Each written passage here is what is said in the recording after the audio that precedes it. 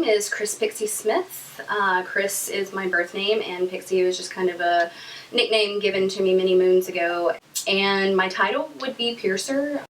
Originally, I am from Texas. However, I've been here in Iowa City for a year now, and the previous 19 years before that I was in Memphis, Tennessee. I lived the first 18 years of my life what I call a super prep.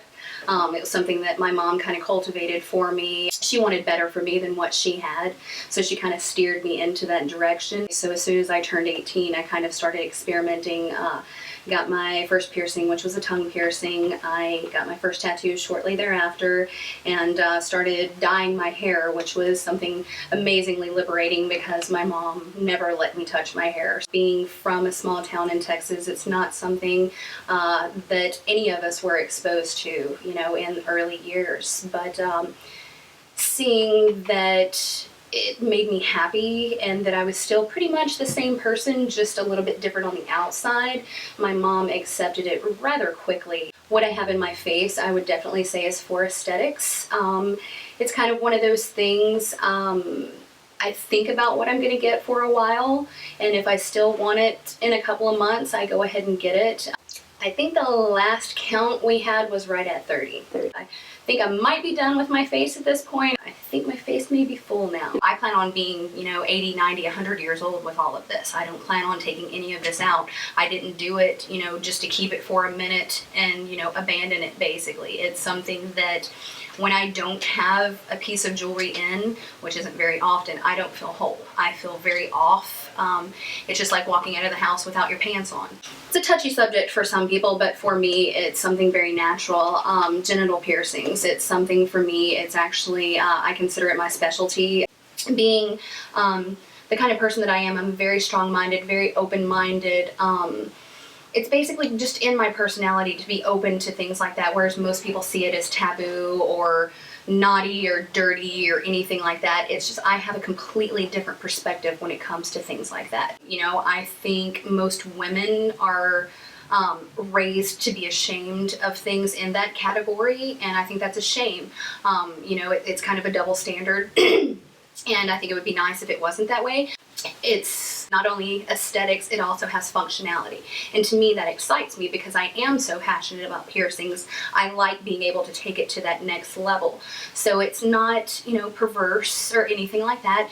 It's basically just is what it is. You know, it's, like I said, it only has that stigma if you put it on there. So it's just something that I personally have always been very comfortable with, something I'm very acceptable to, and, you know, I don't have that stigma towards it, and I kind of like to help spread that, basically, you know, have more people, you know, reclaim themselves. I mean, you get, you know, sometimes annoying, creepy, you know, genital piercing people, but if you have a strong mind and, you know, a professionalism about you, it's pretty easy to maintain and kind of steer them in the direction you want them to act, and let them know, you know, nicely that their actions aren't, you know, accepted or approved of, and kind of steer it back in the right direction.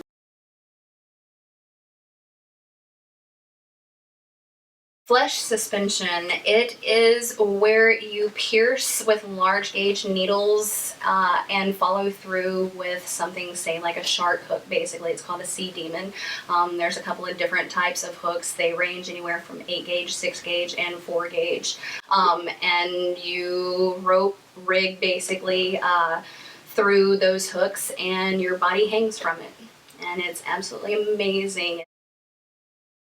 Some of the people have been doing it for about 10 years steady now, so they've kind of progressed and tried to grow with it, and they're taking it into the realm of the art form. They're able to rig, you know, using hundreds upon hundreds of feet of line, basically, and just making some of the most incredible pieces of art you've ever seen. You are taught from birth that anytime anything hurts, to stop, because there will be damage, basically. So you are completely and totally overcoming everything that you've ever been taught, mind over matter, basically. And it's one of those things that I personally love getting pierced. I love the feeling of getting pierced, obviously, or I wouldn't keep doing it. It's a whole nother level when you're taking something, you know, that large, a hook of that size, you know, going through your flesh. It's an absolute wonderful feeling. once you get off the ground, the pain level is almost completely gone. Most people will agree with that. So it's one of those things that the mind over matter, to actually get your feet off of the ground, is your biggest thing that you have to conquer.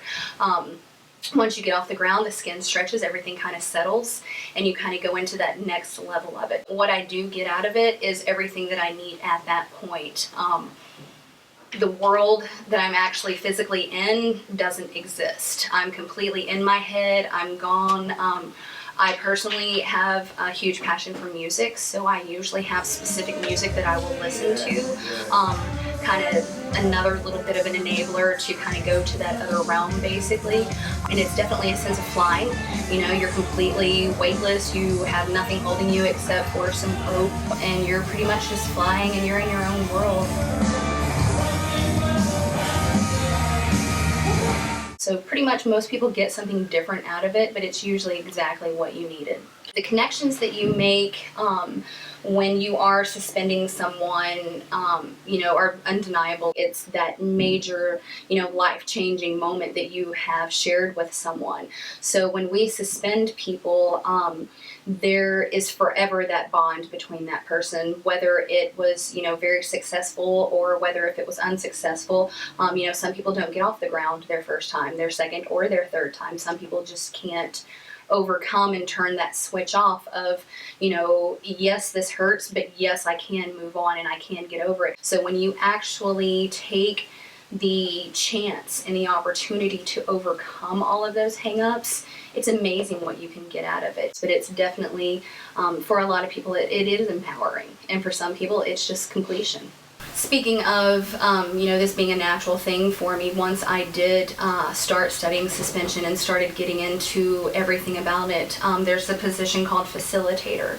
And basically once the hooks are in, you've been pierced, the hooks are in, you're rigged up, your rope is lined up and everything, you have someone hold your hands. And that's basically the person who facilitates you getting off of the ground.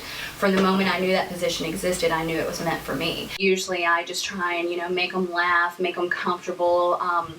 I've been told I have a really soothing voice and a very gentle manner about me, so it's something that just kind of came naturally that I feel very lucky to have. One of the most amazing moments I ever had, I had a young lady that was a rape survivor, and she was having a genital piercing done basically to reclaim and take back her body and her being herself. And it was one of the most I'm getting chills now just thinking of it. It was very moving, we both cried together, embraced each other once it was done.